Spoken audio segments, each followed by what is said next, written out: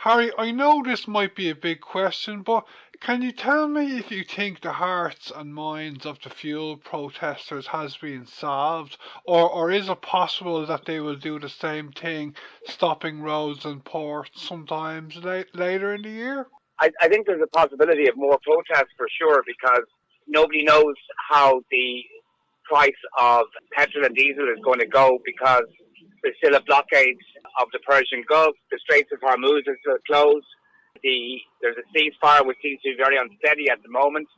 But the situation is so fluid and so volatile that nobody really knows if things are going to improve or if things are going to get worse. And even if things improve, it's going to take some time before everything is sorted out to everybody's satisfaction. So we're in a situation, Darren, really, where we don't know. And if oil continues to increase, crude oil, the Brent oil, as it has for the past few days, it's gone back to over $100 a barrel. It touched that again today. It will mean that fuel prices will increase here, and it will leave us with a situation here in Ireland where diesel will go way above €2 a litre again, up from about 2.07 at the moment, maybe up to 2.20 again, even with all the subventions.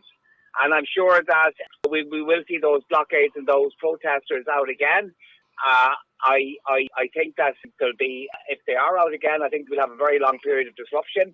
I think the government won't be in a position to accommodate them this time. It's already given a kind of almost like a bespoke package of 500 million just for petrol and diesel. And I just don't think that it will be in a position or should be in a position to do that again. I know that that some of the protesters, James Gagan and John Dallin, are involved in a public meeting in Cork this weekend about fuel, and they certainly don't intend to go away.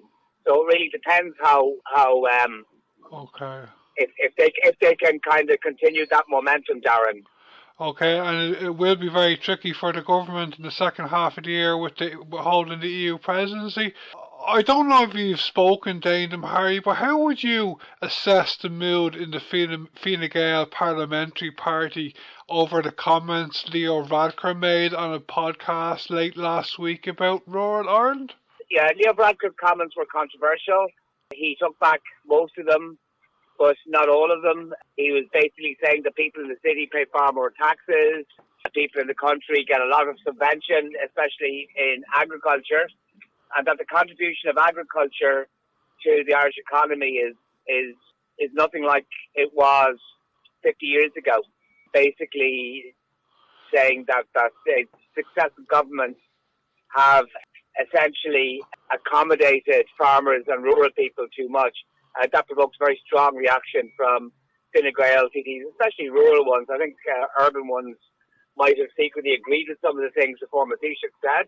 Straight talking Leo was his kind of nickname, and he was talking very straight, but he withdrew them because he think he probably went too far. You can see the same dichotomy has been a fall as well between rural and urban TDs. There's certainly a split in both parties between rural and urban TDs over the fuel prices, but also over a lot of other issues as well.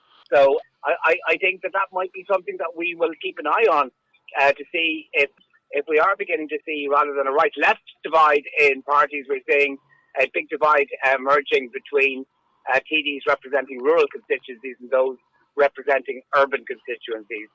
I don't know about you, Harry, but I think that Leo Varadkar has done serious damage in rural Ireland to the Fine Gael party with his comments. I know he has apologised, and I know that Micheál Martin is not popular to a lot of people either, but I think as regards the rural vote, Leo Varadkar has done serious damage. I don't know if you have an opinion on that. So that both parties were catch-all parties for most of their existence, and both of them have lost a lot of support and purchase, and people who previously supported Fianna Fáil and Fine Gael are no longer supporting them. One of the bedrocks for both parties were their rural vote base. Both remained very strong in rural Ireland, but if you have that type of comment and that type of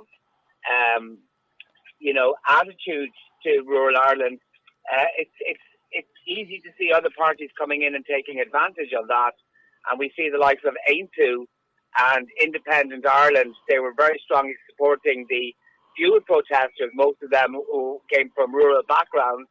And you can see Fine Gael potentially losing some of its rural support and Fianna Fáil to smaller parties which are kind of agrarian, which are rural, and which are more identified with rural Ireland, perhaps than Fine Gael or Fianna Fáil are nowadays. So I think you're right. I think that Leo Varadkar's comments possibly did not do Fine Gael any favours in terms of its support levels in rural Ireland now and possibly into the future.